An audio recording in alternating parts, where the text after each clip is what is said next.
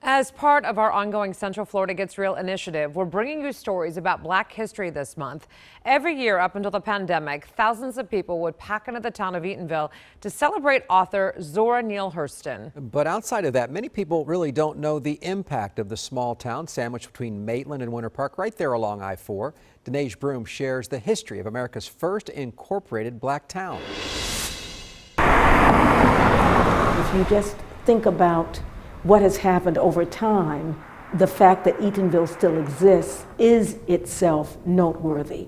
If you blink on your I-4 drive between Maitland and Winter Park, you might miss it. But if you look close, you'll see the town that freedom built. If you think about what was happening in the South in the 1880s, you have the rise of the Ku Klux Klan. You really have people who were recently freed from enslavement, trying to find their way in how to live as citizens in the United States.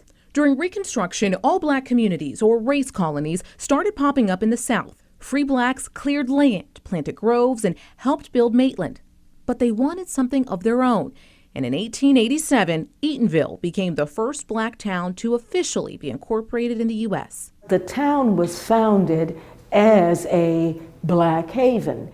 On the front page of an 1889 edition of the Eatonville Speaker, the author tried to recruit other Black families, saying, quote, "Colored people of the United States solved the great race problem by securing a home in Eatonville, Florida, a Negro city governed by Negroes." The article detailed how in the 1870s, Black men tried to buy parcels near Maitland, but so great was the prejudice then existing against the Negro that no one would sell them the land for such a purpose. In the 1880s, two white men, Josiah Eaton and Lewis Lawrence, who lived in Maitland, bought some of the land with the goal of selling it at a reasonable price to Black men. Lawrence built and donated a church to the community even before it was a town.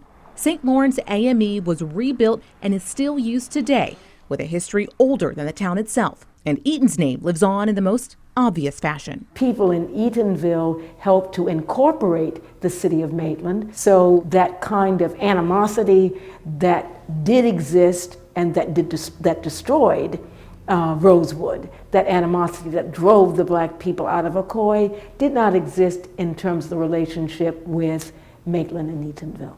Eatonville was allowed to flourish. This was the only place for Blacks for entertainment. I talked to Louise Franklin on the property her family has owned for almost 100 years.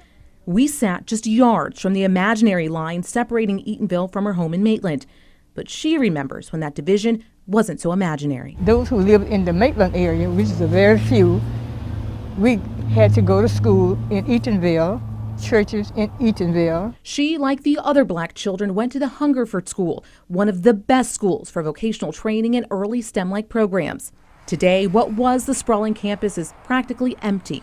But every year, up until the pandemic, the grounds come alive to celebrate the town's most famous former resident, author and anthropologist Zora Neale Hurston. She wrote about Eatonville throughout her life, and in her most famous novel, Their Eyes Were Watching God, she said, "Maitland is Maitland until it gets to Hearst Corner, and then it's Eatonville." That's an honor.